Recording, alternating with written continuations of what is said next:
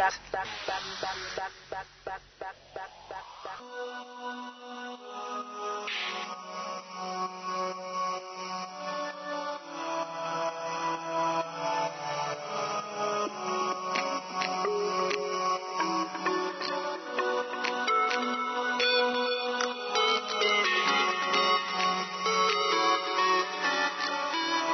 is Offplanet Radio.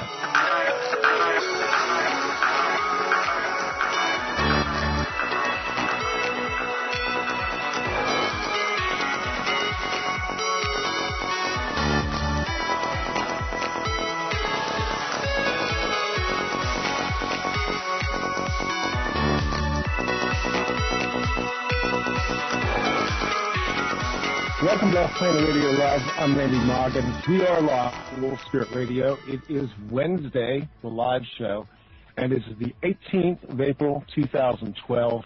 And I have very special guests with me tonight on the line.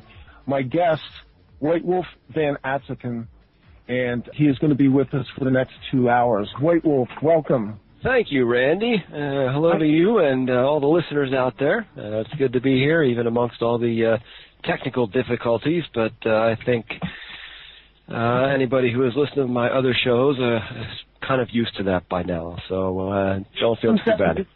That's amazing how that works out, White Wolf. Whenever we bring people on that are, let's say, of interest, all kinds of things blow up. So we're finally here, and I'm trusting the powers that be will abate now and let us have a conversation. Thank you very much.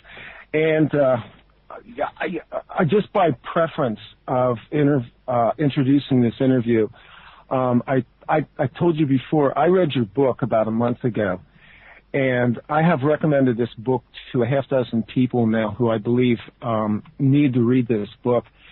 The book is called Shadow Scorpion, and they can get that on your website. Is that correct, White Wolf?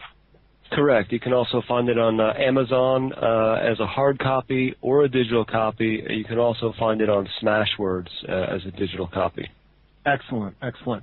This book was so harrowing. I read it over about a 5-day period, and I have to tell you that at times my heart was in my throat. The intensity of this book is something I can't really describe to people. It is an amazing excursion into your life. And so, because most of the people on Wolf Spirit Radio are familiar with you, but my listeners may not be, maybe what we could do for the first part here is kind of go into your background, your past, and what brought you to the place where you are today, and the background of Shadow Scorpion itself. Okay, if you want to start in the dumpster, we can start there, sure. Well, basically, I was born in Fort Dix Military Hospital. My father was in the Air Force in McGuire, which was right next door, but McGuire is pretty small. They don't have a medical facility, so they just use Fort Dix Army Base, which is right across the fields. And I am half Swiss. I've got some Irish, a little bit of Dutch in there as well. But we have some very, very strong Germanic connections and ties, along with all kinds of other, I guess you could say, ancient history connections to the Germanic and Nazi regime area and whatnot. But if we move back into my life, my parents decided they did not want to raise me in the cities of Jersey, and I applaud them for that. Yeah. So they moved me to Pennsylvania when I was very young, and we moved up into the Appalachians. So we were way back in the country, out in the hills, and it was a really good place for a child and a young family to grow up. I spent a great deal of my time all year round outdoors. We had because we were so far out, and it was in the late 70s, and we didn't have hardly any reception back there. So we had this, ancient black and white TV that was basically filled with snow. On a really good day, we could get kind of one channel. So I really didn't have the influence of the television that most people, especially today, have in their lives from the time they're born. I spent a great deal of my time outdoors. I felt comfortable out there, so I interacted, and I could do things outdoors that I thought at that time, being a child, was very normal. Of course, as I started to go to school and interact with other kids, I realized that these other kids couldn't do what I was doing, including hearing the minds of the animals that lived around me, actually connecting with the energy of the plants,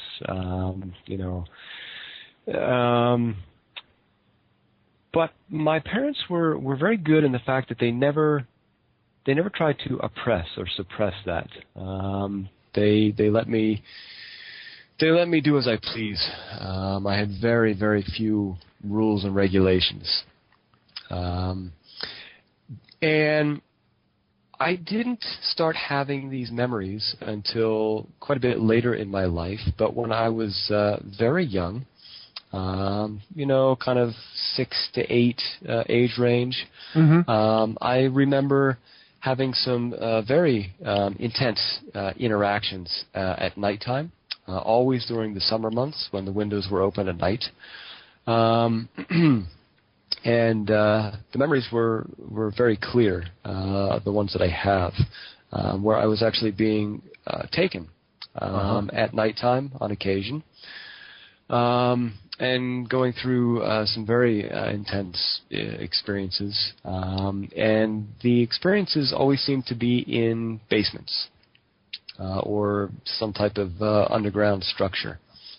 Yeah. And years later, when I was in my teens, I was outdoors all the time, so I did a lot of exploration in the surrounding areas in the woodlands, and I found some old tunnel systems that were very near to my house, which I, at the time, found to be intriguing because they weren't. I mean, Pennsylvania is riddled with caves, but of course, this wasn't a cave opening. This was a tunnel system. Now, this was when you were still a child, right? You were living in Pennsylvania, and these tunnels that you discovered were in Pennsylvania. Yes. Okay. Yes, they were. They were in the Lancaster-Lebanon County area. No, that's not a surprise. I live, by the way, for the listeners, the area that White Wolf is talking about right now is within a 30-mile radius of where I'm presently located. So I'm very... Yeah, you live in quite the area there. It's Cabal Central here. Absolutely. Yeah. So anyway... later on, I found out that these tunnel systems connected to Fort Indiantown Gap, which is also not very far away. Spent time there myself, yes. And they connect to tunnel systems that go underneath Harrisburg. They go down into Maryland and connect with other tunnel systems that go clear on down into Virginia, New Jersey, all the way up to Maine. All over the place. Yeah. Pennsylvania sits on top of literally a labyrinth. But as the years passed, I trained heavily in the outdoor wilderness skills methods. I had a Native American teacher when I was very young who lived very much in the old ways of his lineage his entire life. And so I had an exceptional outdoor and spiritual teacher who taught me things that literally saved my life time and time again. And I was also heavily involved in martial arts. So these two things play a huge part as the story goes on. Because when I was 16 years old, I was abducted. Gotcha. I'm not aware that you're aware that I just had a massive power outage here, caused by a toaster, and but we've got the stream back and everything's fine. Okay, yeah, I was seeing that on the chat room that they were having problems. Yeah. Okay, I'll step back and. Thanks, JP. No, thanks a lot for telling us that. Yeah, and it wasn't the powers that be, unless they can influence an electric toaster. That's all. So, no paranoia there, just a natural thing. Okay. Not a problem. Carry on. Anyway, White Wolf, you were talking about your Native American teacher. Yes. His name was Meech Galane. And as I had said, he had taught me in the outdoor skills and spirituality of his people, his lineage, and he taught me things that literally saved my life time and time again as the years went on, as the story goes on. And I'm not sure if this got cut out or not, but I was also very heavily involved in martial arts. So these two areas of training, outdoor skills, survival skills, spirituality, and the martial arts, these play a huge part in the rest of my life and the interactions I've had with the government of the United States. Let's see. When I was 16 years old, I was literally abducted. I was actually taken when I was in Lancaster, Pennsylvania, and I was brought to what I have known as the training facility. And this training facility is probably today still being run by the Central Intelligence Agency, and have since found out that it's located by Fort Detrick, Maryland. Right, yeah. So it's not very far away from where I was living to begin with. And I spent 3 years on and off in the training facility. And this training facility greatly enhanced the skills that I already had, added to these skills, and the main purpose of this facility and the program I was in was to train assassins. And this was a homeland assassin project. This was not a global assassin project. So you were doing domestic operations. Yeah, domestic meaning basically the North American Union, from Canada all the way down to Central America. Okay. So it wasn't just in the United States. So after 3 years of training, I, quote, graduated the training facility, and from there I was put directly into live mission work, of which I was heavily involved with for 13 years. So that's 16 years total between the training facility and live mission work. And when 2005 came around, I had known what I was doing for about 3 years by that point. I started having bleed-throughs. When I was in, I think I was in Maine when I first started to have bleed-throughs, but the majority of the bleed-throughs began when I was located in Arkansas. And these bleed-throughs started to show me exactly what I was doing, because I did not have any conscious recollection of what I was doing for all those years. But once I started to get the recollections, get the memories, I started getting names, social security numbers, addresses, on and on. I started cross-checking these things, and I started realizing that people on the other end of these contacts knew who I was. But of course they knew me as many different names. But they were very, very clear that they knew who I was. And so I had to continue with my mission work for 3 years with full conscious awareness of what I was doing. Mm-hmm. This was an extremely difficult time in my life. And then in 2005, I finally attained a position with the help of an inside contact, who was a very old man who I respected very much. He was amazingly trustworthy and intelligent with what he was aware of. He had spent almost his entire life in the agencies, and he was in his 80s. And I dedicated an entire chapter to him in my book. Yes. But in 2005, I decided that I was not going to take missions anymore. And, of course, the agency that I was working for, Central Intelligence Agency, they didn't take too kindly to this. And they began to target me and my family. So 2005 was a very difficult year. And in October, they ended up poisoning me in the last hit attempt. This was after my unit was actually broken up. And the heads of the unit were funneled off into other divisions within the agency. Mm-hmm. But the head of my unit, he began skimming funds. And at the end of 2005, he funded his own hit squad. And this is the hit squad that ended up poisoning me and almost killed me. I spent the entire winter bedridden. I had absolutely no strength whatsoever. This winter, that winter was literally a winter of death. I laid in bed. The world became a painting on the wall, which was the window, and that was it. I lost an amazing amount of weight, and I'm not a big guy as it is.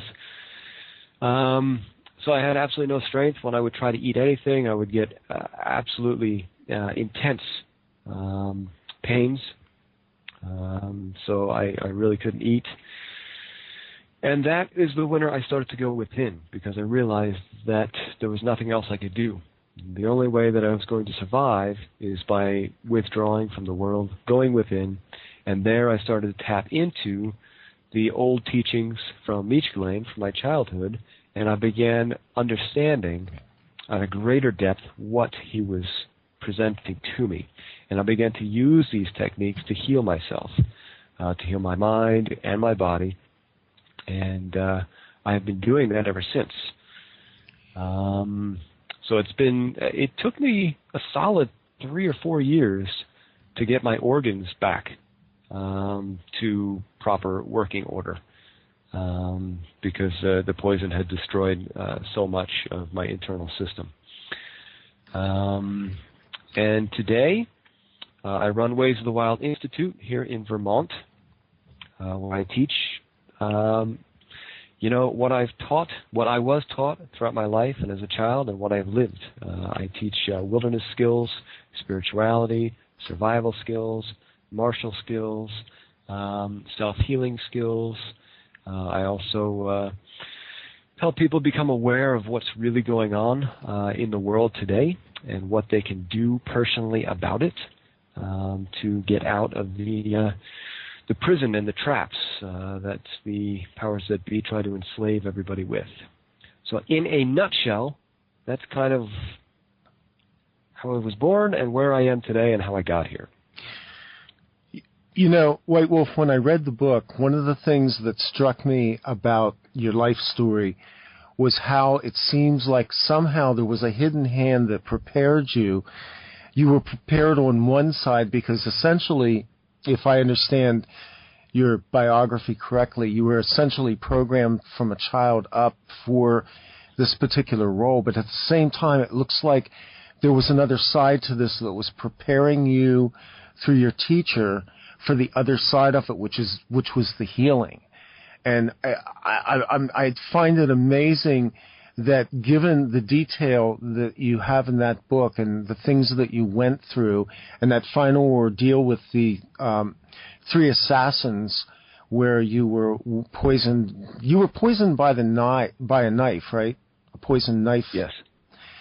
And effectively, your life seems to have a stream to it that leads you to a place where you have kind of even the score in terms of being able to bring forth healing out of what I would consider to be great suffering. Yes, and that's really what I see as the transformation we all have to embrace on our own level, because everybody is born into this life in a form of suffering. You know, this world is extremely difficult, especially in the modern day. And there isn't a single person who's alive today that does not need to do some type of healing on all levels of their being. It's one reason that they're here. And you know, people who have read my book will understand this, but people who have not, you know, some people will say, well, you know, how about your parents? Did they know about this? Where were they? You know, blah, blah, blah. And it's a really good question. And the answer is that, and my mother has told me this, and my father has told me this a number of times throughout my life, that they knew that there was another part of my life that they did not know about, but for their own reasons, and I strongly believe it had to do with their own program issues, they did not ask. They didn't look into it. They didn't question. So do you believe that there was a chain that went down through your parents themselves in terms of the involvement perhaps with projects that they've been wiped from? Yes, I do strongly believe that. And even my father's side of the family, you know, especially the male side of the family, I can definitely see that many of them were used in projects. Every one of them was in the military. They were all in wars, and just the attitude that they had, the things that they knew. It pointed much deeper than just surface involvement. Because there seems to be a pattern that I notice with people who are involved in what I call broadly trauma-based backgrounds, people who have a background similar to your own, people who are subject to other types of abductions, such as what we call alien abductions and that kind of thing. My personal theory for a long time has been these phenomena are all tied together somehow, if not physically, then certainly spiritually, in terms of generations who are harvested, you know, for some reason. And a lot of it seems to relate to bloodlines. A lot of it seems to go back in generations, even beyond maybe what we can record in family histories. The idea that there are specific bloodlines that are targeted and trained and brought out to be what you basically were, which was both a physical and a psychic weapon as well. Would you agree with that? I think it all has to do with bloodline, personally. You know, these projects, and anybody who has undergone any type of programming and mind control experiments, even genetic experiments, of which I was also involved with, it all comes down to three main things. One, your intelligence level, right? Right. They need intelligent people to be able to do this with. Two, your bloodline. What is your genetic background and history? Because that is huge. Because certain genetics are able to hold and continue and pass along very complete program coding better than others. And three, your skill level. What are you good at? All right. They're not going to take you. They're not going to take you to become a mentalist. You know, if you have absolutely no sight whatsoever, you know, if you're completely sealed off from that in your mind, they're not going to use you for that. So you have to have some type of base, some type of underlying skill set that they will take and exploit. But yes, bloodline, as you were saying, is absolutely huge. And when we look at the powers that be, when we look at the Illuminati especially, they are all about bloodlines. I mean, everything they do is about the genetics and keeping the pure bloodline and using the bloodlines that they have actually genetically manipulated as years go on to create strands of target people and families.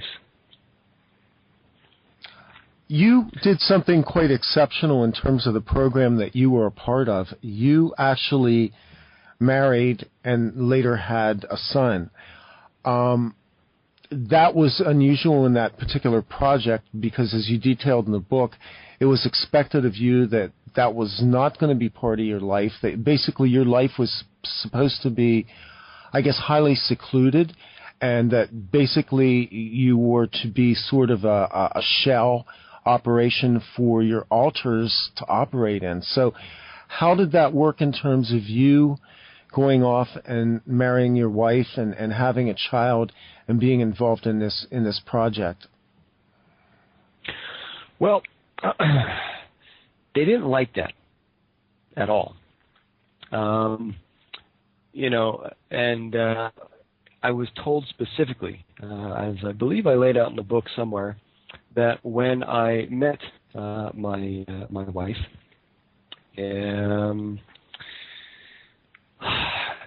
I was actually contacted by the head of my project, the training facility, who in the book I named Blake.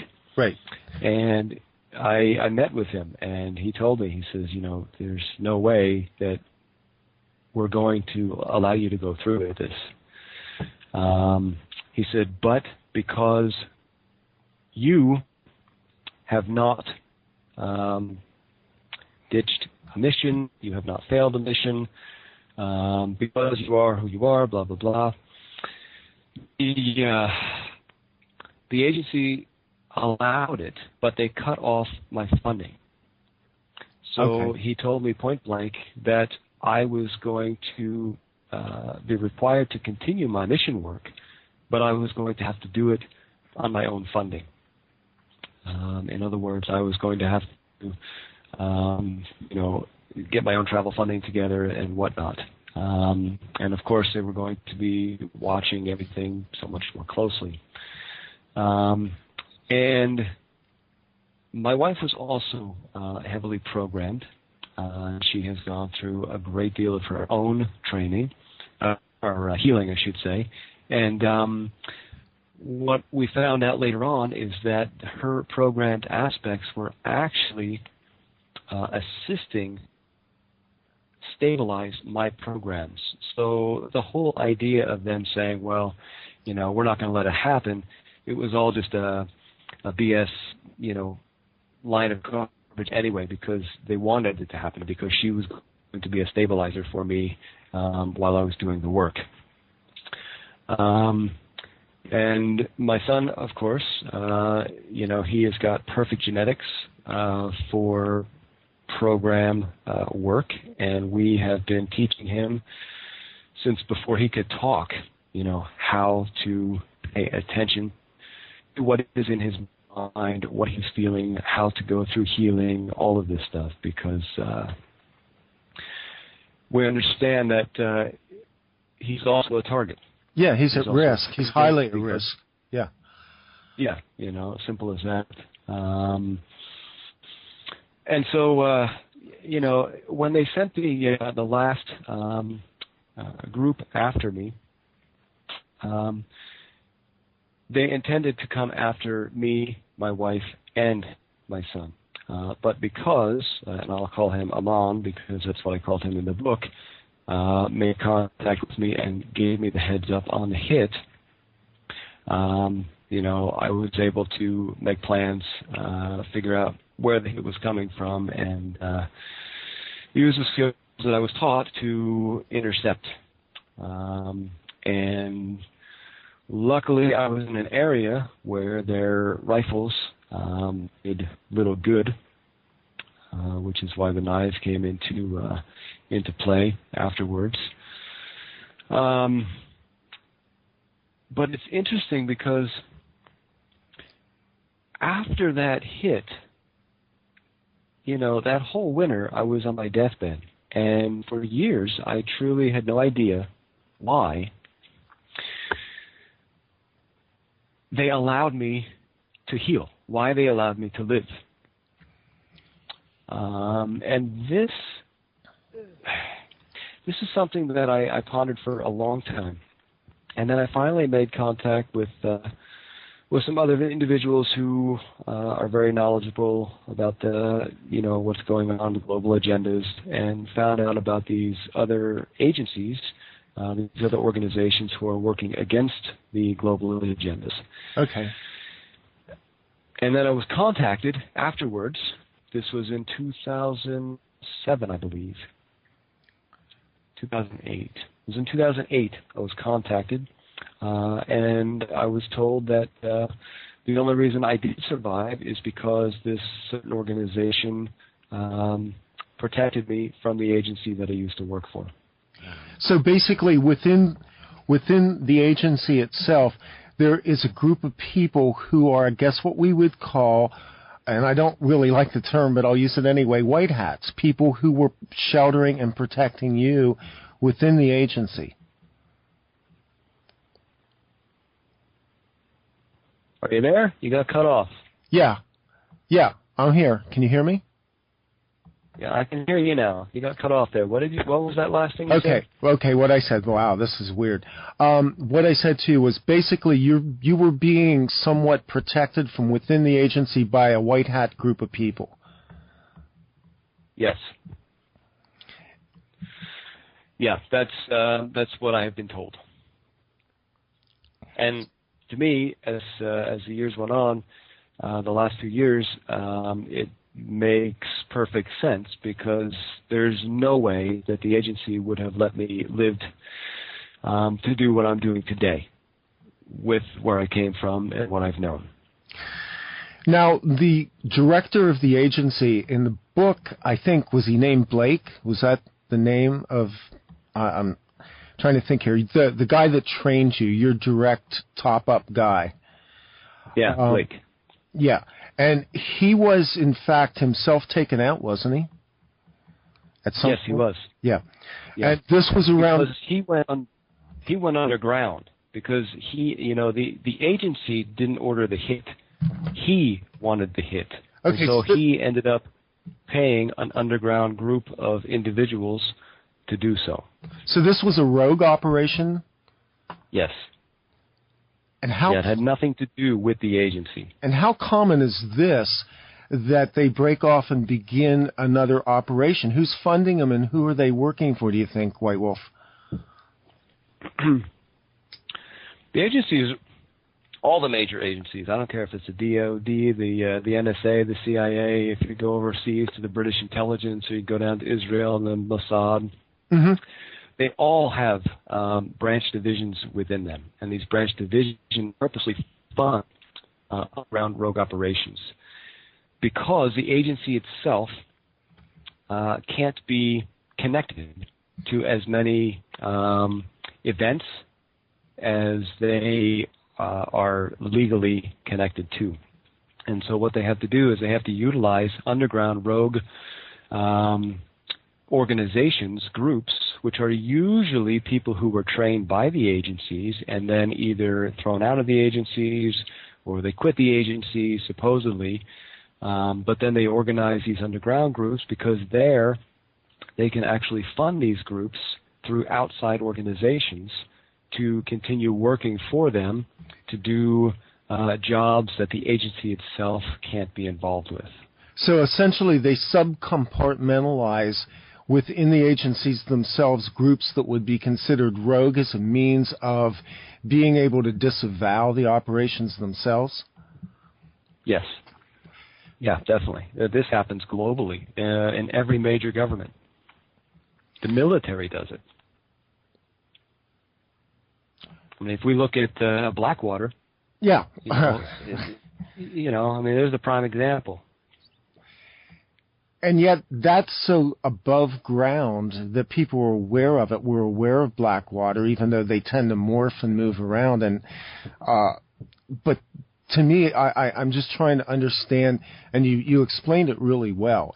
This was something that I've never had anybody tell me before in an interview, that they deliberately do this type of splintering off. This is very interesting, because people need to understand that this is basically a completely illegal operation. The group that trained you was, in fact, itself not officially, formally recognized by the agency or the military. Is that correct? Correct, yeah. Yeah, this was, what I call a branch division of the CIA. And they specifically told us that they were not CIA, nor were they military.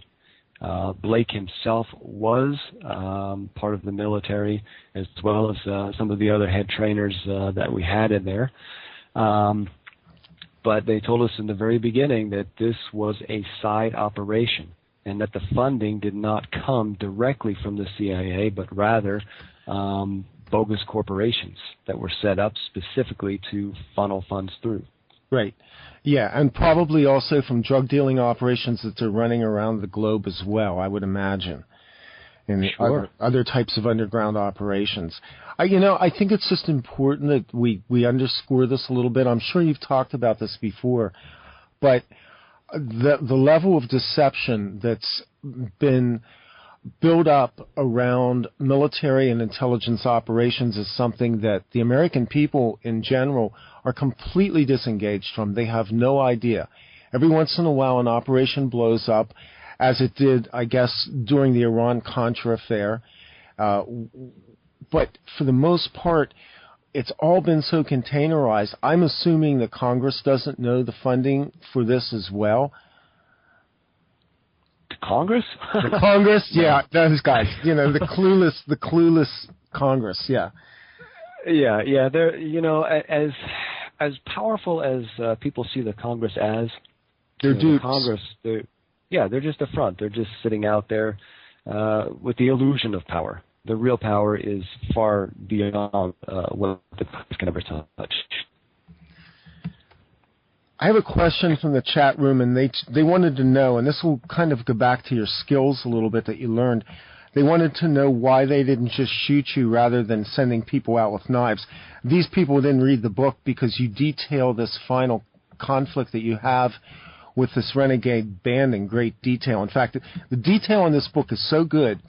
I read this particular segment of this battle that you had on this mountain range, and I could see it. And so the question being, why didn't they just shoot you? Well, they certainly tried. They did have firearms when they came after me. We were in our mountain range that was extremely rocky, extremely steep, and very thickly vegetated. So firearms were very difficult to use. Also, I had the higher ground at the time.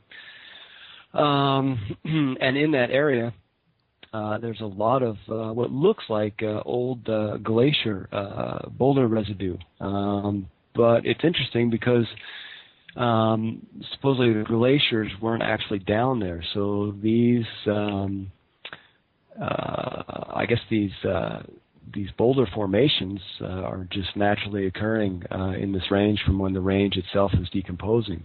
Uh-huh. So anyway, they did try to take me out with firearms.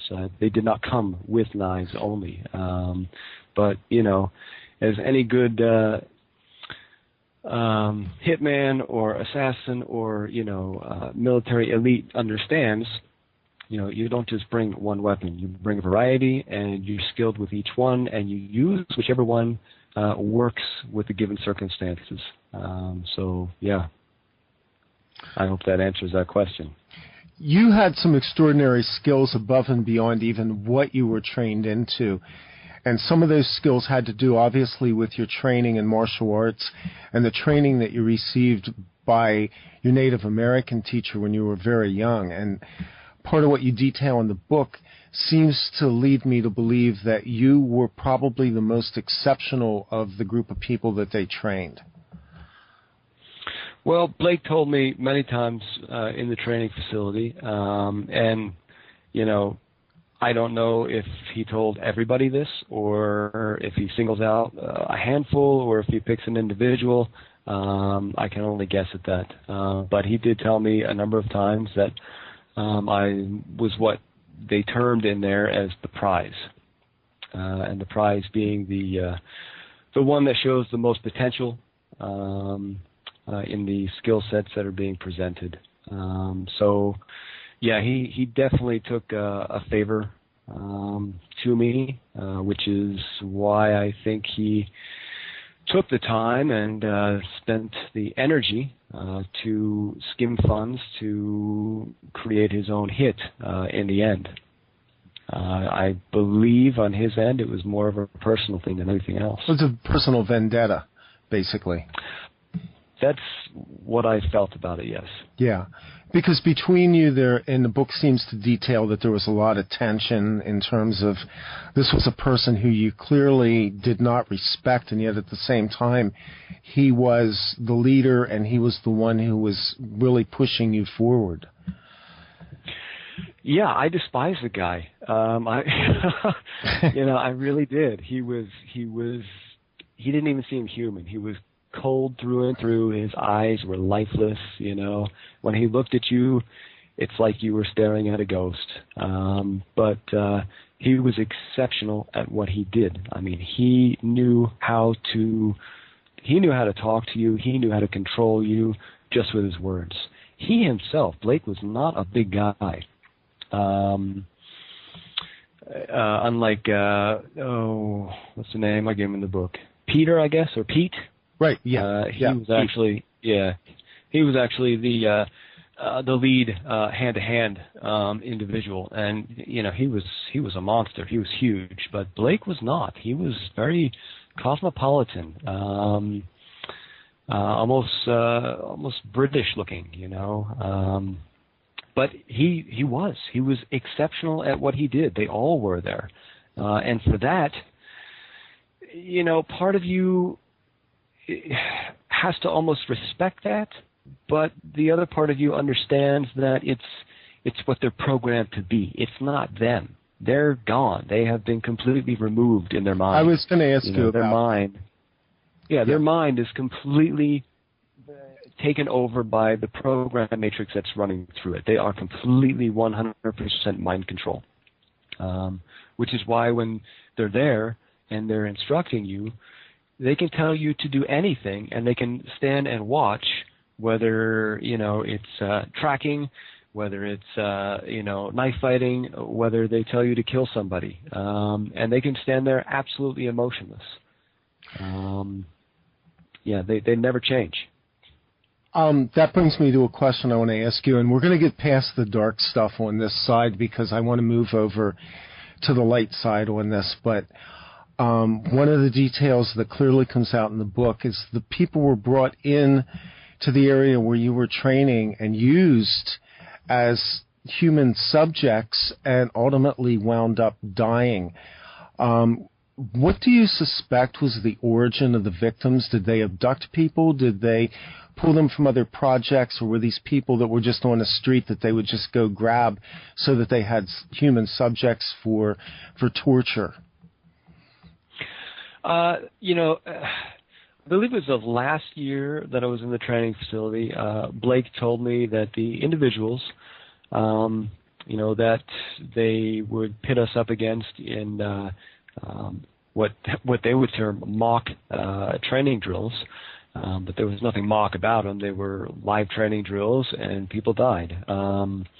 But he told me that these were what he termed useless people that throwaways, the dregs of society. Yeah.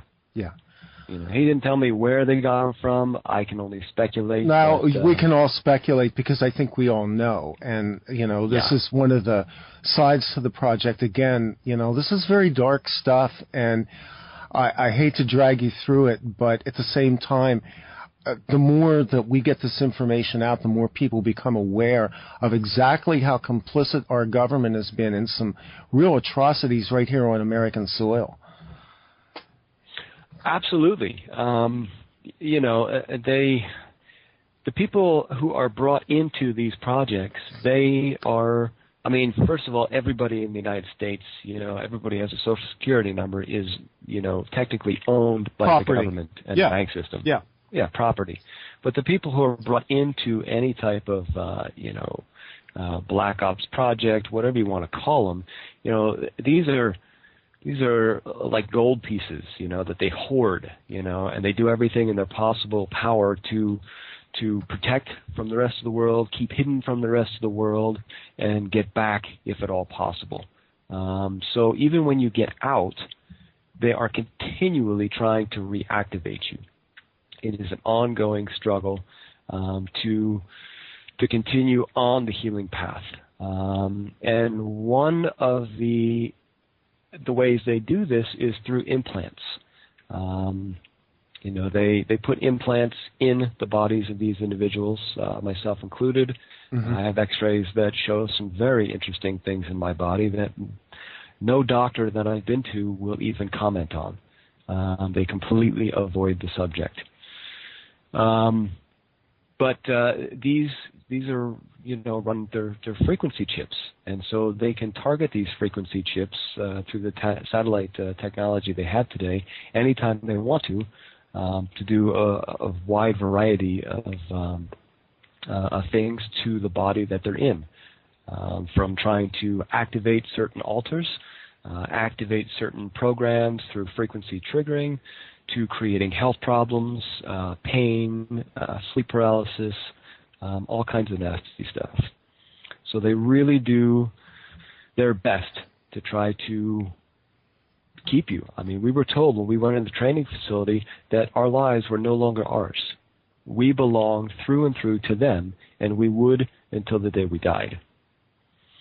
And these are American citizens that are taken by the American government to do things that the American public is kept in the dark about.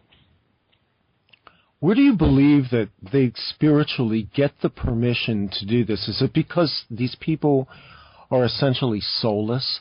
Is this the soul that lives inside of this shadow government, the shadow military intelligence complex in America? I have to say, I've interviewed a lot of people over the years, many people who came out of projects like you, people who have been abductees, and yet I'm still kind of appalled that this can go on and that people actually feel like they have the means to do this with impunity. There's no such thing as a soulless creature. If it's alive, it has a soul. But they don't. If they don't have spiritual permission, they don't look for spiritual permission. They do what is in the imbalanced aspects, the dark corners of their mind to do.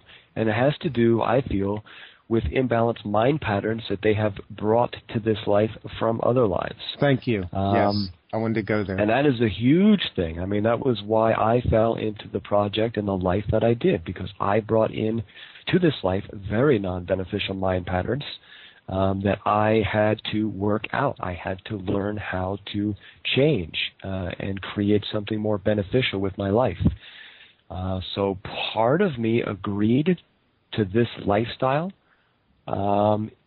Probably, I mean, from what I can gather from going through the healing that I have so far, you know, to force me to change, to become something of a higher frequency.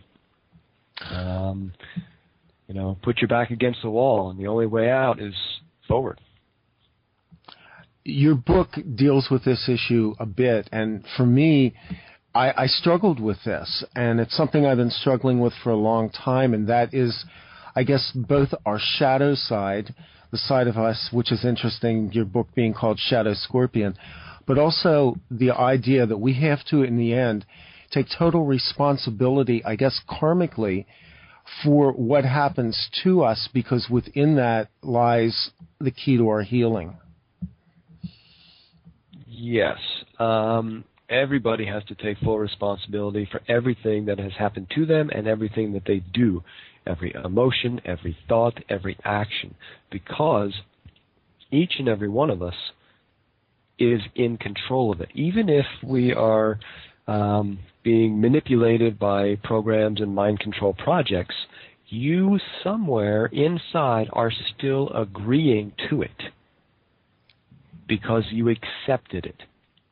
And like I've told people before, I could have let myself die many times in the training facility. I could have easily just given up and said, you know what, kill me. But I didn't. I refused. I would do anything to move forward and to be the best at what I was being presented with. That has been my life. So right there was one way that I chose to engage not only in the training, but also in the missions projects that continued for 13 years. So I have to take responsibility for what I did, and I do fully. And there isn't a single person on the earth who can claim ignorance to this or claim that they are not taking responsibility because they didn't have any control over it, because that's a cop-out. Everybody has control. You make choices every day.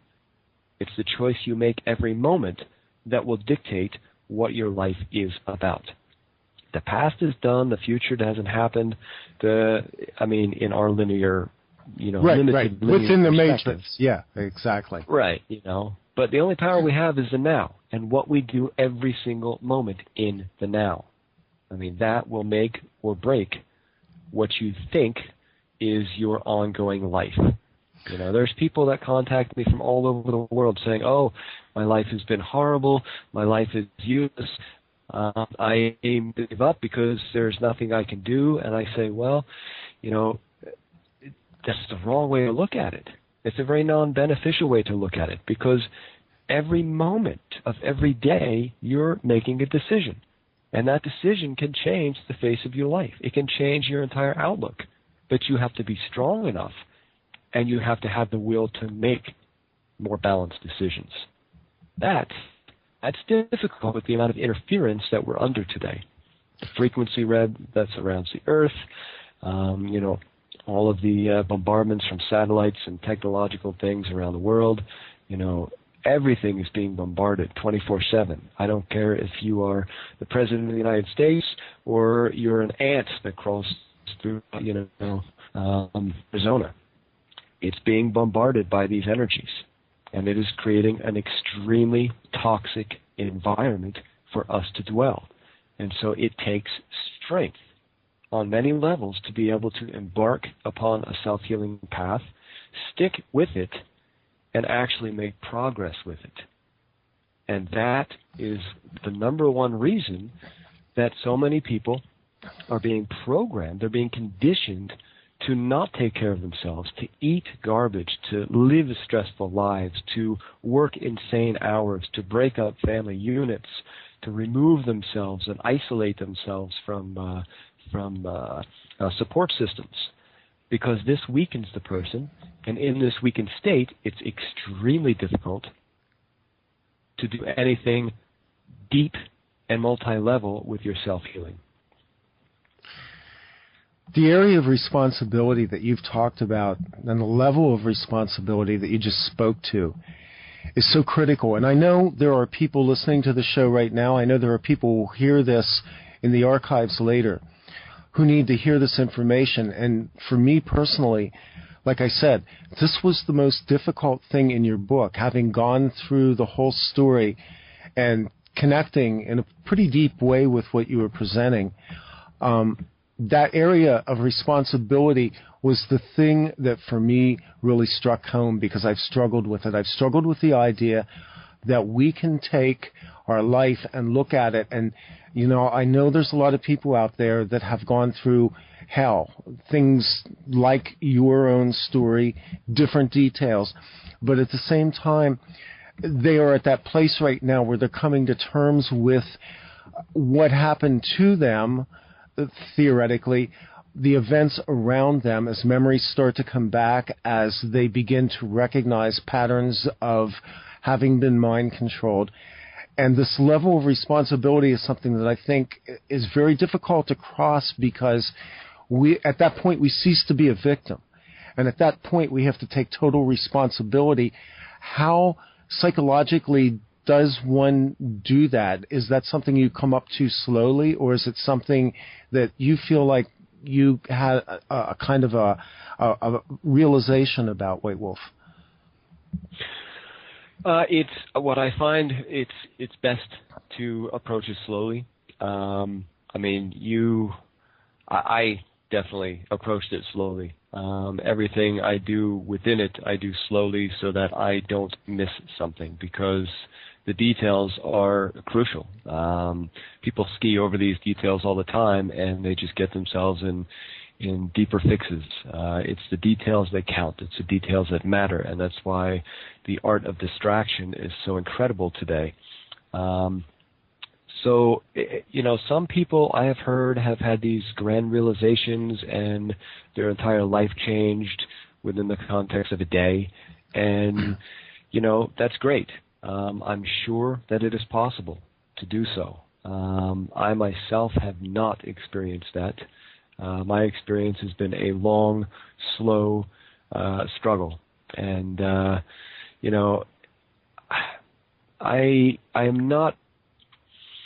I'm definitely not any more special or better than anyone else in the world. Everybody is capable of healing. Everybody is capable of getting out of whatever they find themselves in. I don't care how dark and how deep the place is that you're in. You have the strength and the ability to get out, but only if you want to. And it is not a rush. There's no end point. This is a path, and every footfall on the path is what counts. It's the quality of the path that we're looking for. It's not the end result, because there is no end result. So if you're one of those people that have a grand awareness or a grand awakening, that's great. And I hope that you come forward and talk about it so that other people I'd like to hear can understand how this happens. Yeah, because that's not been the story that I've heard pretty consistently from people. It seems like the memories start to seep out. They bleed out, like you said earlier. And initially you're baffled by them. You're baffled by your own response to them. And then eventually over time, patterns begin to emerge. Details come out. There's moments when you have kind of a realization that, this is real. This is not an imagination. I'm not going insane. But from what I hear from people, I believe that trauma at this level simply cannot be handled by the human psyche all at once. It has to bleed out that way. Yeah, you would literally go, I think if I were to have some grand awakening like that, I would probably go insane. I wouldn't know which way was up, which way was down, anything. I had so many alters within me, so many names that I responded to that were programmed in me that, literally I do not remember who I was as a child. I can remember some events, not many, but I can remember the ones that I remember are very clear. When you look at your background, once you've gone through such a hard level of life and such a deep level of programming, when you look at your background, it is very difficult to put those pieces together and to even get all the pieces. So it's a process. It's a lifelong process. There are many areas of my life today that I still do not remember. I have to work 24/7 at dissolving my triggers, merging all the alter personalities back within the core, because an alter is simply a broken off section of you that has been enhanced and exploited for non-beneficial purposes. So it's a matter of bringing all these pieces of you back together. It's like taking a big puzzle box and putting it on the floor, right? Mm-hmm. You've got to pick up piece by piece and hope that you didn't lose any, because some of those pieces might have got scooted under the couch or fell down the heat vent, and you might not get them back, but you have to accept that. Can I go in a little bit here to another aspect of this as well? And it's part of what you did detail in the book, but not a lot of detail in terms of the astral side of this. Clearly, they tapped into a part of you that was probably already there, that was developed in some way. How did they program astrally, in your view, in your remembrance? When I was in the training facility, and for people who have read my book, you can see I can remember a lot that happened in the training facility. I definitely don't remember everything. But there seemed to be a pattern. They would not only teach us verbally, but they would teach us physically, and they would teach us through sound frequency, and they would teach us through visualizations, imagery on walls and screens, as well as things that were on the walls, the floors of the training facility, whether they were holographic images or whether they were actually, engraved or painted there. I don't know, but they were definitely there. So the programming didn't just happen on one level. Everything they did was being done on multiple levels. At the end of our training blocks, our bed was in a hospital ward. It was in a hospital ward section within the training facility. When we were done with a training block, we were ordered to return to the hospital ward, and adjacent to the hospital ward was a shower room. Sometimes we were allowed to shower, sometimes we weren't. But we had assigned beds, and these beds weren't beds, they were like hospital gurneys. And next to each gurney was an IV, hanger, and they had some, machinery on these rolling carts. And that's where we retired. And you'd get on those things so exhausted you'd pass out, and when you woke up, whether it was the next morning or an hour later, you were completely stripped down, you were completely cleaned up, you felt perfectly refreshed no matter what you had been through the day before or the hour before. And, Blake would come in, or Pete would come in, or Samuel would come in. He was the astral training guy, and order you into your new set of clothes, and you were on your way.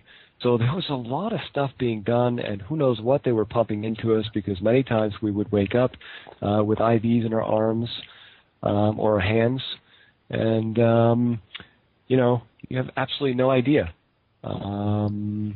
what was going on, while you were supposedly asleep. Maybe I wasn't asleep, I don't know. But there was an astral side to this. Would you term yourself as both a physical assassin and an astral assassin in terms of being able to operate multidimensionally?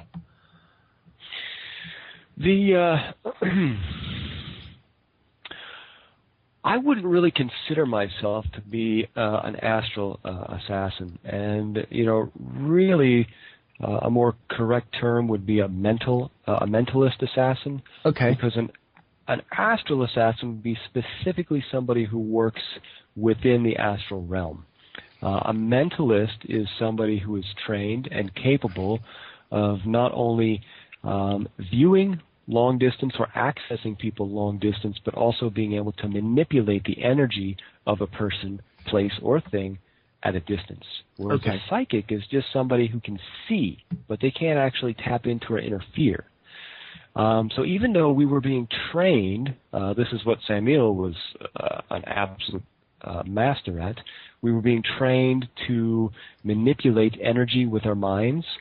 It's not something I ever excelled at. There were other individuals in my training group who were very good at it, but there were others who were like me who were not. My specialty definitely revolved around the physical aspect. Okay, but that was a good distinction that you made there, psychic versus astral. So effectively you were being trained in, I guess, what we would call remote viewing and remote manipulation, to use more common terms. Right. I mean, I can remote view and I can see within, very easily, and I do this on a daily basis. But as far as actually going in to manipulate things, that's a completely different story. Okay. That goes definitely into what is known as a mentalist. Okay. Good distinctions. This mental aspect, the spiritual and the psychic side of it, was that something that was developed in you as well from your Native American training as well? Everybody is born with the ability to what people can call remote view. My teacher, Mitch Ghislaine, he called it seeing afar and seeing within. Everybody's born with this, even animals. I mean, when you're out there, a dog comes up to you, or a bear, absolutely. or a rattlesnake. Mm-hmm. They're reading your energy. They're reading your mind. They're reading your energy. Infants and young children can do this as well, unless they have been traumatized so extremely that they have sealed off from it. So, and that's really, I think, where my abilities today came from with that, is that they weren't sealed off. They were actually nurtured and enhanced. And then with the teachings of Mitch Ghislaine, I found a part in life where I could use them. I could hone in on the techniques, and I could use them to better interact with the natural world. And of course, because these were techniques that I was allowed to continue and build, the powers that be exploit them, like they do with anything that happens to be good. And that kind of goes to another area, and I know this is an area that's key to the work that you're doing now, a reconnection back to the earth itself, back to earth energies, back to realigning our energetics with the planet and with the natural order of things. You want to talk a little bit about that, about how that fits into the scheme of your healing system? The ability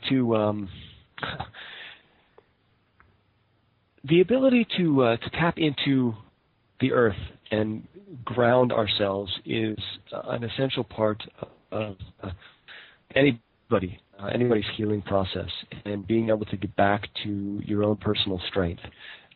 This is huge. Without grounding, literally, you don't have anything to stand on. You're easily swayed and swooned by all the media and advertisements and electronic pulses that are out there today. So getting in touch with the natural world, getting out there and doing things hands-on, physically interacting with life, I find to be one of the best healing methods that are out there today for the mind and the body. But at the same time, we have to understand that the earth and our environment is heavily polluted, not only energetically, but also with physical toxins. Yeah. And so we have to learn about these, and we have to understand how to keep ourselves protected from this stuff while we're interacting with the plants, tapping into the soil, tapping into the animals that are also being manipulated, really tapping into and utilizing the energies of the elements. So, yes, I find that taking people into the wilderness, into the mountains, removing them from most things that are familiar, technology, the comforts of home, and getting them away from that allows them to better focus on the skills at hand. And the skills at hand are rediscovering who you are, rediscovering yourself through hands-on skills, because you need a balance between the physical and mental. If you don't have that balance, which many people don't today, it's very hard to stay solid and to remain grounded and get anywhere with your mental process, because it becomes a big melting pot, a big mess. It's a huge stew where everything is just bubbling around in there. It's hard to focus on anything. So I find getting people outside, getting them away from the technological advancements, getting them doing hands-on skills, and teaching them what these hands-on skills are actually representing, what they're symbolizing, and allowing them to trace the energy of these skills back into themselves, into their physical bodies as well as their minds and spirits and emotions, and allow them to find where their strengths are, where their weaknesses are, and where they need to reassess their life, their past, how to regain conscious awareness of everything they're doing, so that they're not falling into possible altered states, or even if you're just having health issues. A lot of times people can, get out, start really focusing on something, doing things hands-on, and find out that these types of things resolve their health issues, because the health issues are created by the mind, an imbalance within the mind.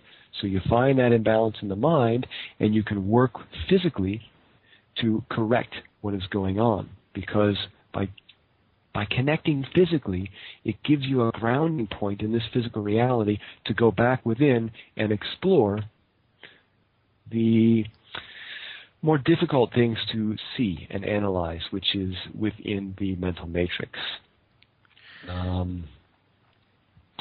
So that's really why I bring people into the mountains, and help them reconnect with what's out there. It's basically to bring them back within themselves. If you look at our culture right now, and it's pretty much global, it's not just an American thing, but I think we kind of symbolize it. We're very detached from the earth. We're very detached from ourselves. Our senses no longer extend into the natural realm the way people did. Even when I was growing up, there was a sense of connectiveness. There was a sense, hunting, fishing, being out in the natural environment was sort of an extension of our mental and physical capacities. It was like a reconnection back to something pure. And I look at the culture around us now, and we're tethered to electronic devices, and I am certainly guilty of that as well. But you talked about the pollution and this all these waves around us and the electromagnetic system and the satellites and everything. Can we get away from that at all by going into nature? Is it always present? Do you filter it? These waves are global, and the frequency web surrounds the Earth, and not only surrounds the atmosphere, but also comes up from the subterranean world. Yes. Which I read. I wrote a huge article, a blog on my website about this whole, frequency web matrix. So there isn't anywhere in the world that you can go to get away from this stuff. It is everywhere. And so, yes, there are certain areas where it's far more intense. The closer you are to cities, major towns, and technological devices, the more intense these frequencies are. The further away from these things you go, deeper into the wilderness, the less intense. But they are still intense because of the level of technology we have. It's hard to go anywhere in the wilderness and not get some type of a signal on whatever you happen to carry back there with you.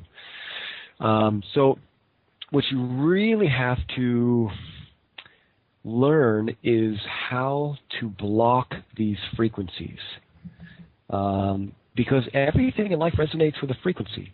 And so it's all about learning about these frequencies and learning how to control what frequencies you interact with and what frequencies you don't interact with.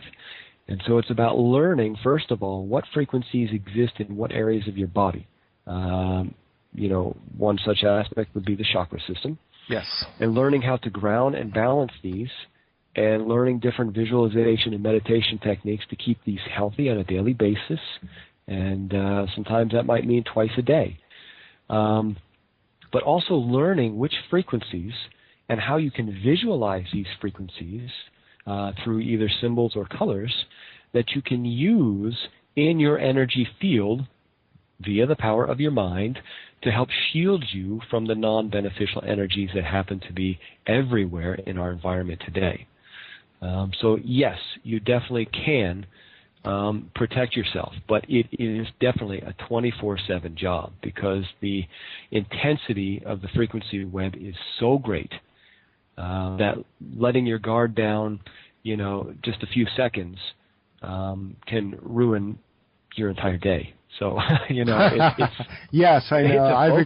Yes, I've been experiencing that a lot lately.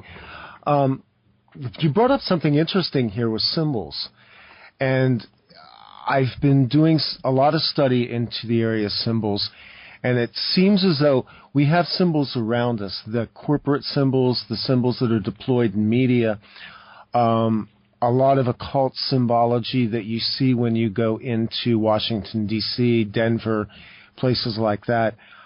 How do we find sacred symbols? How do we find symbols that connect us back again, that reflect back the deeper inner meaning, that aren't dark, that aren't connected to the more occult practices? One way is, there's a number of ways. One way that's more of a conventional method is to look at the symbols that these big corporations, pharmaceutical companies, the military, the governments, newspapers, media, what they're using. What symbols are they using? And start studying these symbols. Actually trace them. Find out where they got them from and why they're using them. There's a lot of really good information out there about the history of a lot of these symbols that are being used. If you understand what these symbols are resonating, what frequencies these symbols are holding, and how they're being used, that is one step of awareness that you can utilize to help keep you from reacting to the symbols that they're presenting. And this includes color codes, because color is a frequency, a very powerful frequency. I myself don't so much tap into symbols. I know, and nowadays people call them archetypes. There are some people who primarily see archetypes, and this is one of their specialties. It is not mine. Mine is element work and color work when it comes to this type of frequency work. Okay. So what I do is I cross-check these symbols, and I find out what their meanings are. I find out if they have any positive meanings, and if they do, what has been changed within that symbol to make them negative. Or even if the symbol itself is not negative, why is it being presented to us? What hidden agenda is behind it to make us attracted to the symbol, to the frequency, and then lure us into the meaning of what they want us to do behind. In other words, if they want us to buy things. Mm-hmm. Go ahead. The symbol itself is being used in a sense when it's deployed, for instance, in media or advertising or something like that, as a way to trigger us collectively. Right. Yeah, exactly. A good example is the swastika. When you look at the swastika, people look at the swastika and they go, oh yeah, well that's Nazi, Nazi Germany, concentration camps, blah blah blah, white brotherhood. But if you look at that symbol and you trace it back, you realize that if you reverse the symbol, it has a completely different meaning. Yes. It has a very good meaning, a positive meaning. However, when you end up taking a symbol and you alter it just a little bit, in this case, you take the swastika arms and you change them and put them in the other direction, it completely changes the frequency. And then you continue to present this symbol. Why? Because something of the symbol is still familiar. And so we're still attracted to it, okay? In our genetics, we're still looking at that symbol as saying, oh, well, there's still something there that's familiar, that's beneficial. But the frequency itself has been changed. The reason it's been changed is to trigger different things within us, emotions, thought patterns. It could be alter personalities. It could be programming issues, which, of course, all goes into mind control. It could just be general, basically general conditioning to get people to want to buy things or, want to watch a TV show or whatever it happens to be. So, the symbols in themselves are they're just frequencies, and we have to learn what the frequencies mean in order to be in control of how we react or do not act to these frequencies that are being presented to us. Because not all of these symbols are ancient. A lot of these symbols are just being created today because they resonate with a specific frequency. I know that, for instance, I've studied Reiki, and I know that reading through your website, you have taken exception with some of the symbols that have been used in Reiki. Can you talk about that a little bit? Yeah, I actually wrote an article a couple of years ago on that. Reiki, it's interesting. Depending on what method of Reiki, what teacher you go to, will depend on what symbols they actually teach you. Okay, and that's interesting. That right there is a little red flag, because depending on who you go to will depend on the symbol. And these symbols supposedly came from this Japanese guy. So if this Reiki is pure and it is indeed supposed to be used with these symbols, why aren't these symbols universal? Why aren't they the same in every practice? Okay? They're not. They're different. And if you look at the symbols, there's a lot of spirals, especially in the first symbol. Yes. A spiral is a symbol that is used to help bring people deeper into program matrix, alter personalities, even interdimensional aspects of existence. And, when you're looking at these symbols and how they're being used, they're not just symbols that they're using. They're actually imprinting these symbols energetically in people's energy fields. Okay? That's another very interesting thing. Anytime you imprint a frequency, not of the individual, in the individual's energy field, it's going to affect them. How is it going to affect them? That depends upon the frequency of the symbol. And I was trained in Reiki, I had some long discussions with my Reiki teacher at the time, because I was not in agreement with all of this stuff, and these symbols ended up bringing me to places that were not very beneficial. And so, when you're using symbols in a healing context or an energy working context, it's very important to understand what the symbol is. Most people don't. They just take their word for it and they just run with it. So, don't just take people's words. I mean, even when I'm talking on radio shows or in lectures or seminars or in my courses, the one thing I always tell people is, don't just take what I'm saying for granted and say, oh, okay. You need to cross-check these things for yourself. You need to study them for yourself, because, I've been through a lot, and I cannot say that everything I'm presenting is 100% true. I can only say that what I'm saying, what I'm presenting, is true to the best of my knowledge. But this is also true as well of anybody you're receiving instruction and knowledge from, to be able to go on, I guess, your intuition, your sense that something is off, something energetically is impeding you or interfering with your healing, or in some way energetically engaging you in a way that you sense is negative. Because I've had that experience as well.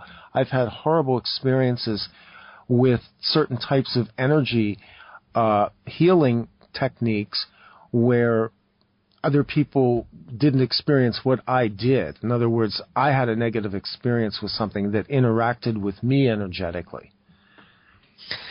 Yes, and again, it depends upon what is in your mental matrix, what is in your energy field, as to how you're going to react to any event, any healing technique, any frequency that is presented to you. The techniques that I teach are baseline techniques.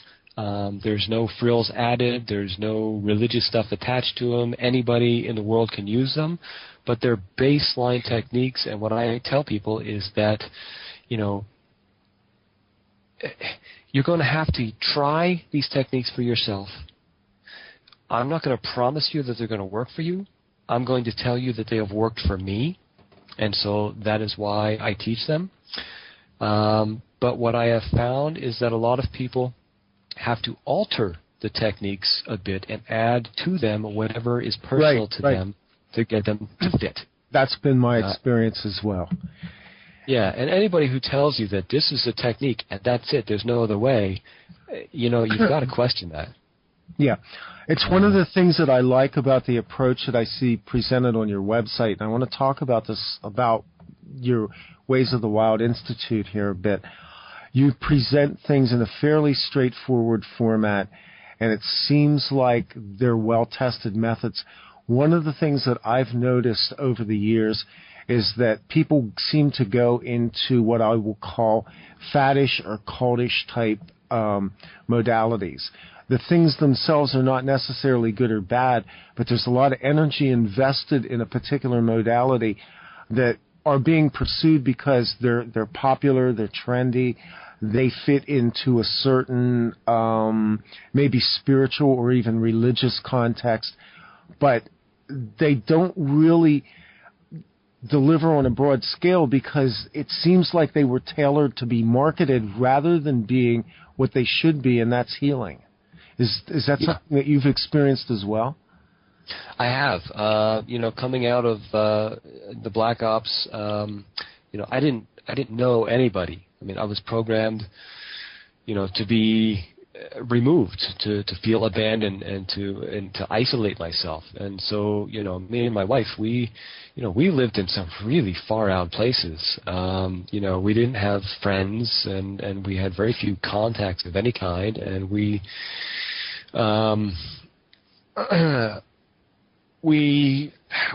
kept ourselves isolated from the world.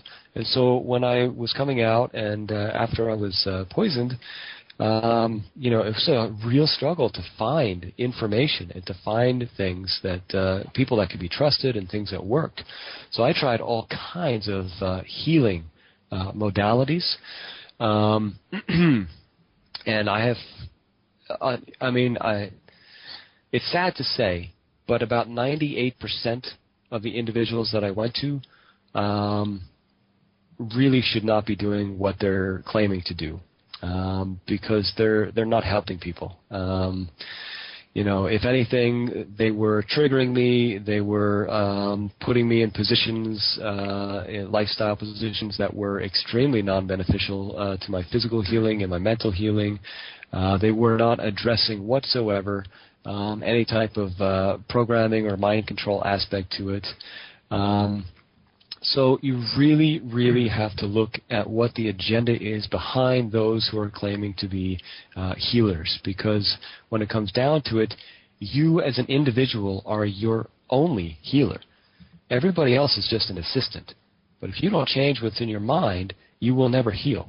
Sure, a doctor might be able to give you a pill or give you some kind of regime that will take away your symptoms. Right. But they're just going to come back if you don't change what's in your mind, and that's just a simple fact. So when it comes to healing modalities, you've got to be really careful. You've got to definitely feel, what feels right to you, and you've got to be honest with yourself, because people really want to heal, but not many of us have patience, so you want to heal overnight.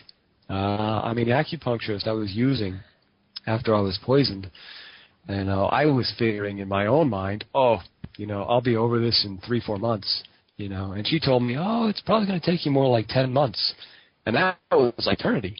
But of course it took me like 4 years. And that was just the physical organ aspect. That wasn't my mind, my emotions, everything else. So, when you look at people who are teaching things, what are they doing it for? Are they doing it because they want to? Are they doing it because they're programmed to do it? Are they doing it to make a buck? I'll tell you, I'm a terrible salesman. I do phone consults with people, and email consults with people, and after we're done, I'll get an email like a day or two later saying how disappointed they were because I didn't recommend any of my products.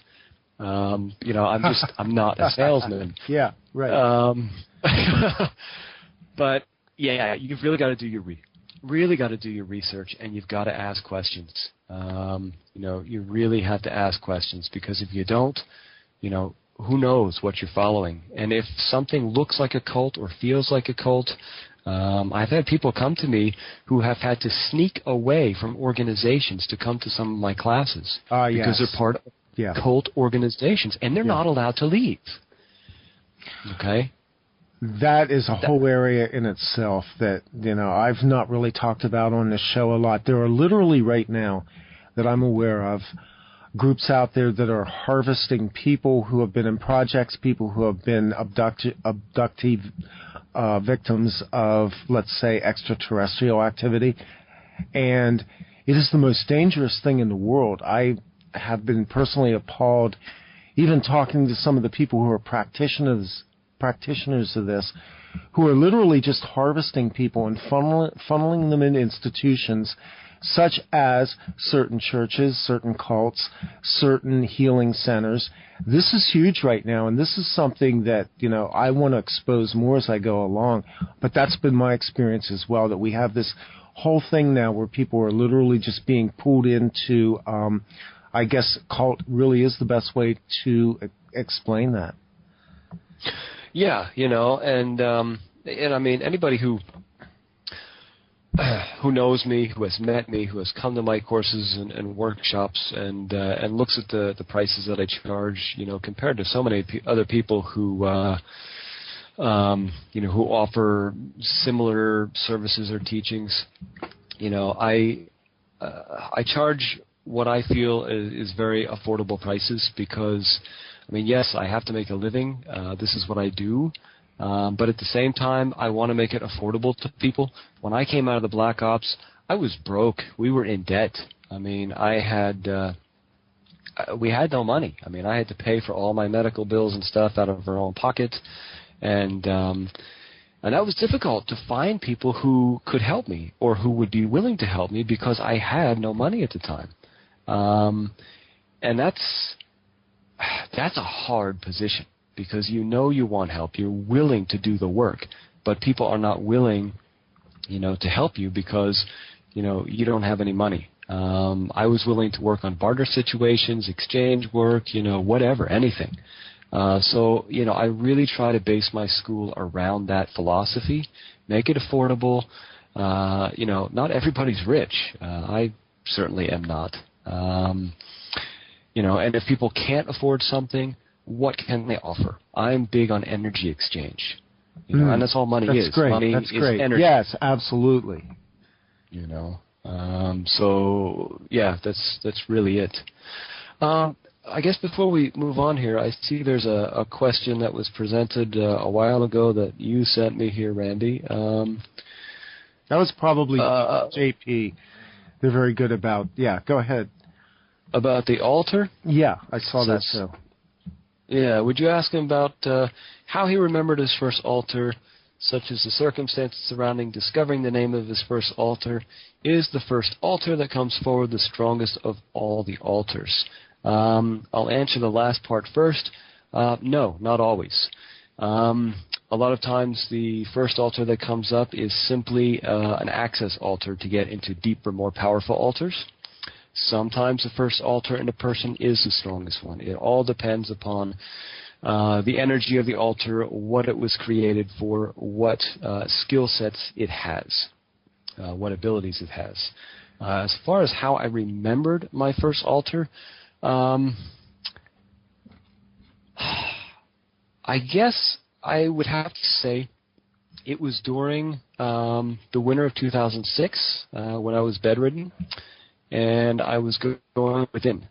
And when I was doing my internal healing work and using techniques that I learned from Mishkalain as a child, I realized that there were other names in my mind that I was associating with. And this was rather intriguing and confusing at the same time. And as soon as I realized that, as the year progressed and in the summer when I was able to really get out and about, when I would hear somebody else, like in a store or whatever, say that name, addressing somebody, it would catch me. when somebody says your name, you catch, and you kind of have a reflective or it's the response, you just turn. Right. And I realized that I was doing that with 7 different names. And I would wake up in the middle of the night and literally sit there in bed and not know who I was. I would have so many different names being voiced in my mind. Literally, it was like somebody was calling me in my mind. I could hear these voices, and they were calling me all by these different names, and they were all familiar. I didn't know who I was. I learned to get up and come downstairs or wherever I was at the time and go to a mirror, turn the light on and stare in the mirror and repeat my name over and over. This is who I am. And learn to identify myself again and recenter myself. And so anybody who's trying to get out of alter personalities and trying to merge these alters back together so that you can become whole again, this is a very difficult process, especially if you have many alters, because once one starts to break down, many times they all start to break down. And that's a very confusing time because you literally lose self-identity. And this is very dangerous because depending on what those alters are programmed for will dictate how you react. Because you can easily, when you're in that stage of lack of identity, be triggered into any one of those alters, have the alter become solidified, and then become activated into whatever that alter's for. Whether you're a monarch, whether you're an assassin, whether you're a mentalist, whether you're a psychic, it doesn't matter what you are. It doesn't matter what those things are programmed for. You can easily fall into those. So you've got to watch while you're merging these. You've got to make sure you've got a good support group and a mirror, and make sure that you get to these. You use the support groups, people you can trust. And if you have to stand in front of that mirror for as long as it takes, repeating the name that you associate with, and try to bring all these other aspects of yourself back together. If you fight them, you will lose. Mm-hmm. You instead have to accept that they are part of you and bring them back to your core. How would you describe the act of integrating an alter once you identify it? Because you said you don't fight against it. At the same time, I'm thinking you have to suppress the base nature of that personality, especially if it's a personality that is, let's say, the programmed assassin or a more violent side of the personality. How do you deal with that initially? Well, once you realize that these are different personas of yourself, and you've actually gained a level to be able to identify that and see that, that's a really powerful point in your life, because that means your awareness is becoming in tune with these other aspects of you, the broken aspects. And there's a number of methods that you can use depending on what walk of life you come from, what you're physically capable of, where you're living at the time. If people are living in a more rural setting, or they're in a city and they have a nice backyard, which is rare, I guess, if you live in a city, but if you can get outside, okay, to do this work, it's very beneficial because it really helps to ground you. And what I like to do is go outside and get your feet and your hands on the earth, whether it be soil, whether it be rocks. Feel something that's real, all right? Get off the linoleum, get off the plastic floor, whatever it happens to be. Get off the fake wood deck. Get on something real that resonates with a real, core life frequency. And what I mean by that is a frequency that's alive, that has soul and spirit to it, like the earth, like the rock, like the soil, versus plastic and metal. And when you're out there, feel yourself absorbing the beneficial energies of what is real, the life that is supporting you, that you are living off of, and that you're exchanging energy with every day. If you really connect to plants, do so by holding a plant or a tree, sitting next to it, really feeling that. And you want to, what I have found to work is to take whatever name that you believe to be an altar and place it in your third eye. Okay, visualize it between your eyes in brown block letters. Okay, this makes it real because brown is physical manifestation. Brown is reality. Brown is the physical reality that we associate with. And before this, if you're aware of the pineal gland and how important the pineal gland is to balance both sides of the brain, that's essential to your work. The frequency of the pineal gland resonates at royal blue in the visual range. So you want to make sure that you balance the pineal gland first. An easy way to do that, the pineal gland is a circle. All right, so it's royal blue. Visualize a royal blue circle between your eyes. Okay, representing the pineal gland. And, if you're going to center a circle, you can use a simple royal blue dot to center that dot in the circle, or a sphere if you wish to look three-dimensional. And once you can center that, imagine that, visualize that going back and settling into the pineal gland. Okay, this helps your mind focus on balancing the energy of the pineal gland, which helps to solidify a balance between the right and left hemispheres of the brain. And then once you do that, then you can take this name, this altar name, and you can actually put this altar name into the third eye, okay? So that you would be looking at the name, and behind that brown block name would be that royal blue pineal gland. And feel it, okay? See what comes up, because this is what I have found to be very powerful visualization. An amazing amount of information can be gained by tapping into the frequency of this name, which you're holding there at the third eye. And whatever comes up, you can actually surround in violet, all right? Because violet resonates at a filter frequency, okay? And again, this is not religious-based or anything. This is just pure, simple, core fact of what frequency is and what that frequency, defines itself in terminology. Violet frequency filters non-beneficial energies. And that's just what violet is. So if you surround whatever images, whatever emotions, whatever thoughts, if you can give it form and then put it inside of a violet circle and then release it out the top of your head.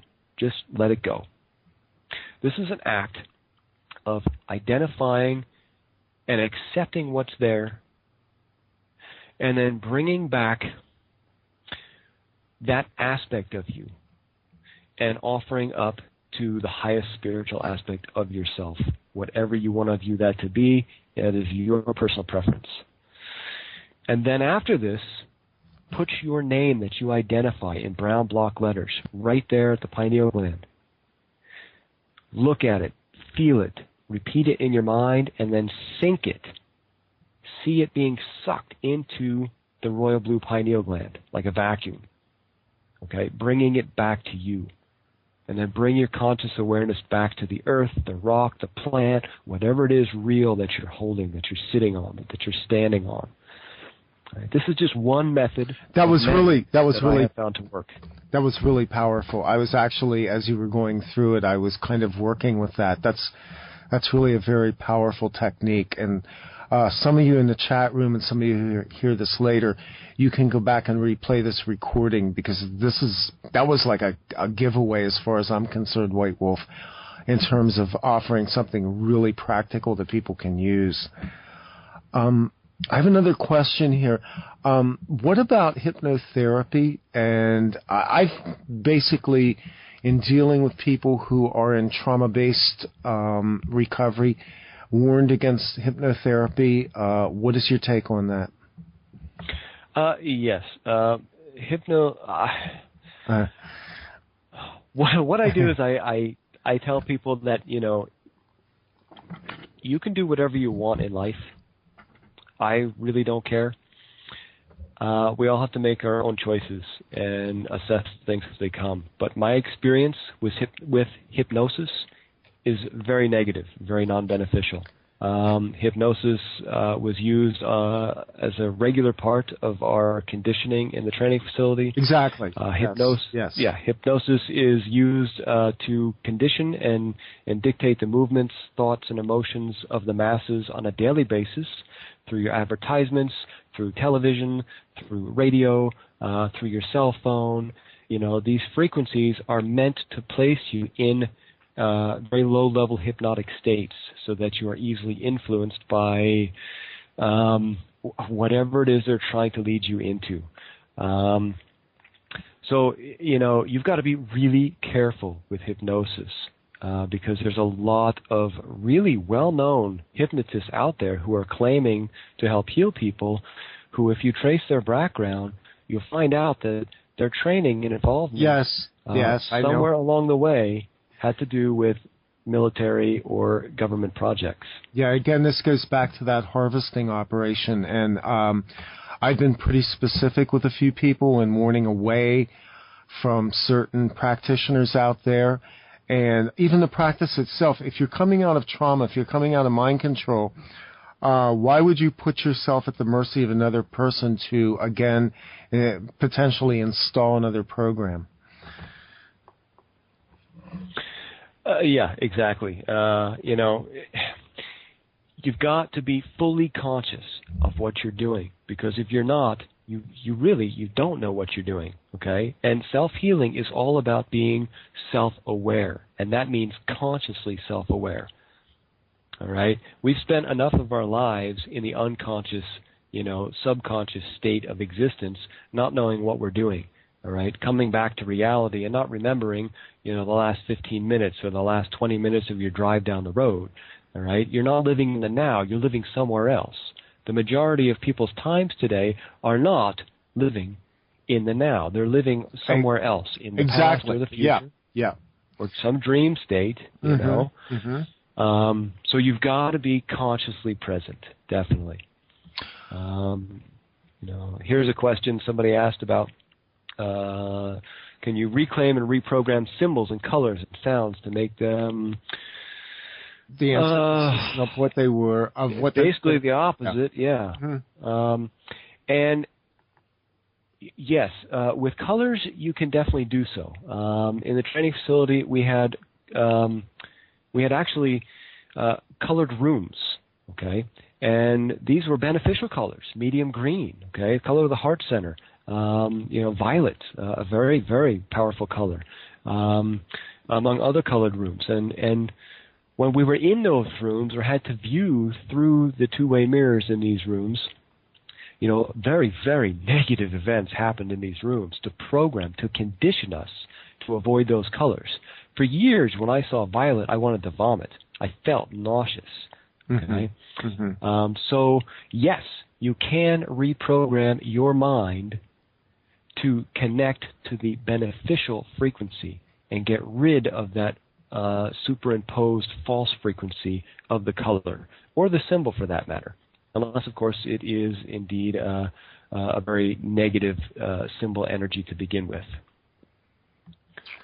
So there's really nothing you can do, there's nothing you can't do with your mind if you really put your mind to it.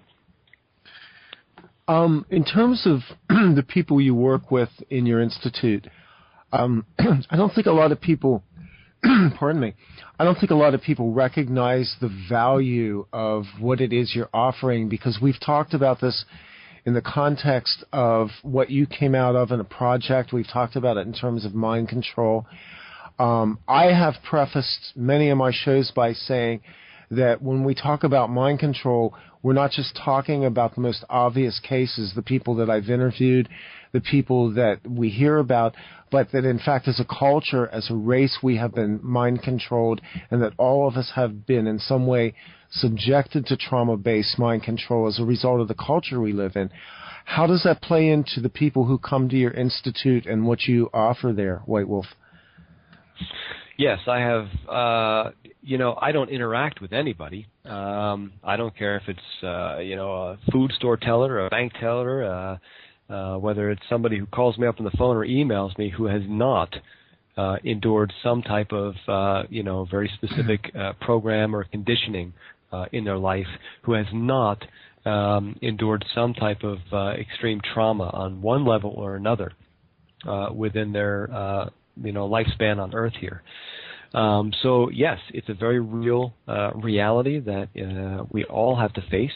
Whether you accept it or not is up to you. Maybe you're not ready to accept it. Maybe you simply just don't want to at this time. That's fine. Eventually it'll come around again and you will have to face it, but maybe now is not the right time for you.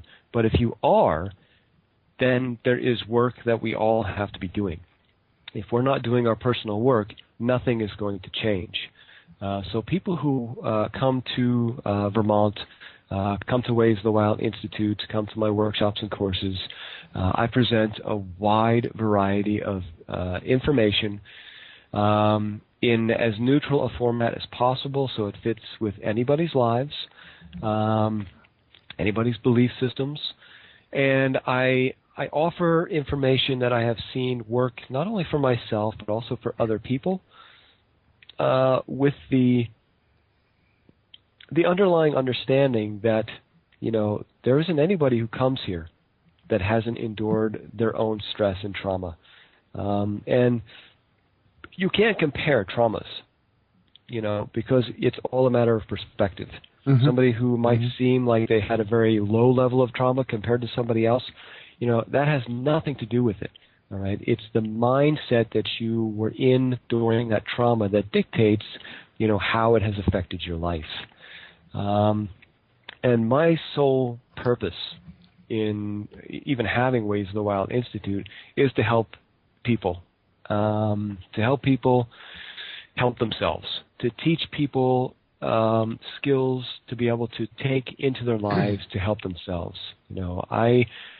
I really hope that the people who walk through my door today aren't still coming, to my door 20, 30 years from now, thinking they need it, because I'm trying to give people skills that they can take and use the rest of their lives and build upon and build the rest of their lives upon from their own experience sets. So, it's not like, what is that old saying? You can give a man a fish and feed him for a day, or you can teach him to fish and feed him for a lifetime. And really, that's what I'm trying to do. I'm trying to teach people, how to pick up their lives from wherever they happen to be, from wherever they came from, and get on with it, so that they are not controlled by the global system that is very quickly moving towards world domination. Yes, that. And I know we're coming. I'm running over time again, and I apologize for that. I want to be considerate of your time. A couple of things to kind of wrap up. Because a question was asked in the chat room earlier, do you believe that these agencies and these handlers and controllers will ever be brought to justice? And that kind of goes into my next question, the second leg of that. What do you see in terms of ending this global system that we're now living in? I personally find it intolerable to live here anymore under the present system, and not being angry about it, but so much proactive and what do we do? What can each one of us do? So there's two questions kind of stacked there for you. Yeah, and that's fine. And yeah, don't worry about time. It's late here, and the only place I'm going is bed, so it's not a big deal. Yeah, absolutely. I don't sleep much anyway, Yeah. So let's see. To get to your first question, we have to understand that this is a very, very small facet of all reality. And so, there's a lot of people who want to see justice, and that's understandable. I've come to accept the fact that justice doesn't take place always here, always in the time frame we would like to see it. Justice takes place on a universal level. So these souls that are involved in such things, some of them will come to justice here. Others will come to justice somewhere else.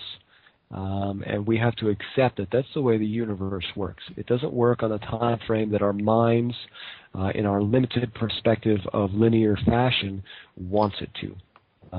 We have to understand that this is a huge, complex matrix of existence, and there is universal balance.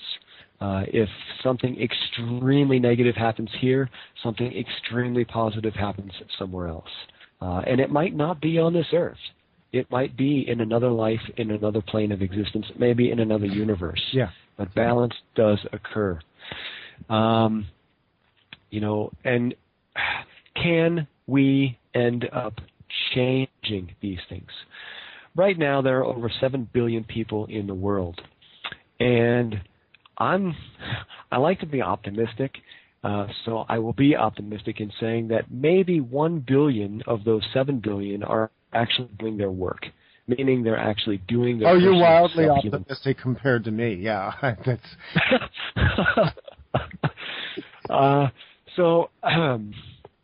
And again, that happens to be where I put myself in my life. I realize that with my healing, I like that. I like that. Yeah. So anyway, so with that being said, there is no way that 6 billion people's mind patterns are going to change by the actions of 1 billion. Okay? It just won't happen.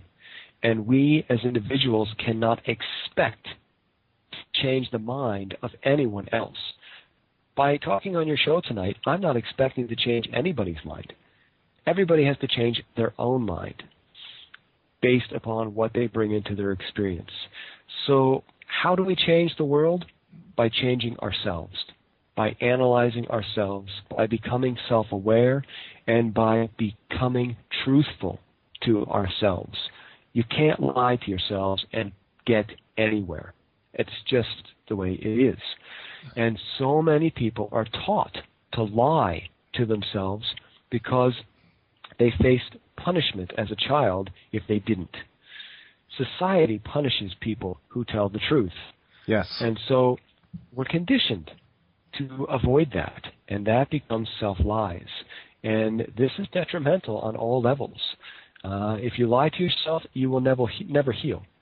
If I lied to myself today, there's no way that I would have even survived to sit here and talk to everybody tonight. So self-truth is huge. Acceptance that, yes, we need to heal is huge.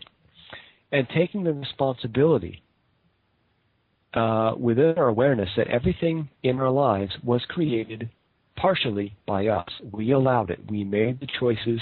We called it with our own energy. And if we don't like it, if we don't like what we see happening in Iran, if we don't like what we see happening in the rainforests of Brazil, if we don't like what we see happening in Russia right now, okay, we can't go out there unless you've got billions of dollars and hope to make a difference that way. Instead, we have to do the only thing we're capable of doing, and that's going inside and healing what is in us that we are reflecting out and feeding into these non-beneficial events. Every one of us is responsible for every single non-beneficial, extremely negative event that's happening globally. And this is something we all have to take responsibility for.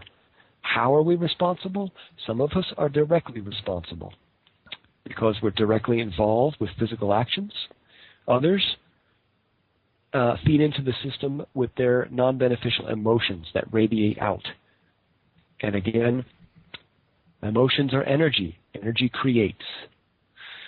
And others do so with non-beneficial mind patterns. Again, mind patterns are energy. They go out and they create. Anybody who doubts this can go into the wilderness, and you can go into the wilderness with your city mind pattern, and I guarantee you're not going to see any animals. The birds will flee, the insects will go silent, the deer will flee, because it is radiating out of you like a toxin. That's what happens with 7 billion people. And that is why the world is the way it is. We create it. So if we want to change it, we need to change what we're radiating out. And that means to have the strength to go within, accept what we see, and understand that since we have created what's in us, we can recreate what is in us to something more beneficial. I actually think that's a great note to end this show on, White Wolf. It kind of ties together a lot of the things that we talked about. And we talked about some pretty dark stuff. There's a lot of dark stuff in your book, but I'm going to say to the listeners that are listening now, risk going through the dark stuff in the book, because when you get to the end of this book, I personally felt relief. I felt like I had gotten kind of a healing from just reading this book, experiencing it, and seeing you, White Wolf, go through the healing process. And it was almost like vicarious. It was like, wow, if he can do it, you can do it too.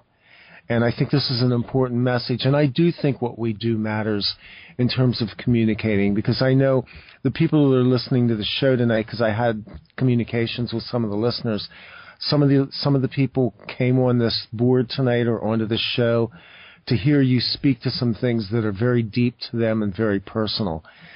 And I want to give you the final pass here. Anything you want to be heard saying, your website, and any information you want to give out about your institute as well. Well, let's see. I have a couple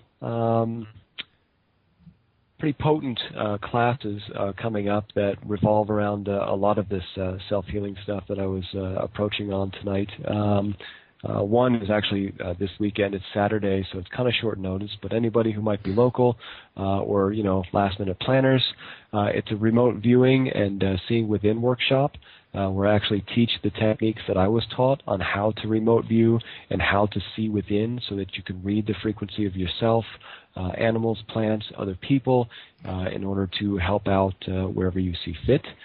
Also learning how to protect yourself from remote viewing and to keep yourself, shadowed from those who are trying to potentially access you for non-beneficial things. I'm not going to say it's going to work if you have implants in, because that is definitely a struggle. That's kind of defeating the purpose from the inside out. I know mine definitely are something that I have to deal with all the time, and they can't really be taken out because they're placed in areas that create extreme internal hemorrhaging if they are removed. Some of them are even encased in a layer of skin that has a layer of poison underneath, so that if they're involved with the removal or whatever, that breaks, and on and on. So the other one is coming up in May. It's a 3-day course. It is May 11, 12, 13, I believe. It's a Friday, Saturday, Sunday. It takes place here in Vermont, and it's called my Eagle Mind course. And this is a very powerful course that I teach the methods on how I have been regaining my memories, discovering what is in my mental matrix, how to organize them, how to put them into categories as to what fits where, how to identify alters, how to figure out which mind patterns and skill sets go to which alters. Even if it's just general programming, you don't have to have alters. Really, literally navigate your mind, because the mind, in essence, is a prison, but it's a tool. And it's a tool that people get trapped in, thinking that it's the end result, and therefore it becomes a prison. So Eagle Mind is about teaching people how to navigate their minds and understand that it's a tool, and then teaching them skills on how to use this tool to escape the prison that they exist in. So this is coming up in May, and then of course I've got all my wilderness survival courses that are coming up in June. My apprenticeship program for 2012 starts in June. I still have a couple openings for this very limited program if people are interested. And I'm here. I'm willing to help if I can, I'm willing to answer any question I'm capable of. If I don't know the answer, I will tell you. Because I don't know everything, and I will be the last person in the world to claim that I do. So I'm just happy to be here, happy to be on the show, Randy, and perhaps sometime again we can hook up. Absolutely, my friend. I really need to thank you again for making yourself available. I know you moved some things around in the schedule, and I deeply appreciate that. And I know that the people who hear this now and the people who are going to hear it in the future will appreciate it as well.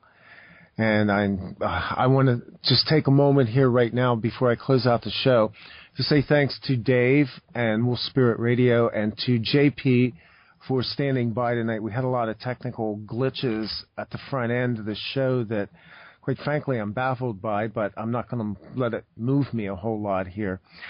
So, again, thanks to my guest, White Wolf Von Atzingen, and thanks to you, the listeners, who have joined us tonight for this show. As I always do, the truth is out there. It's inside you. Go within and look for it.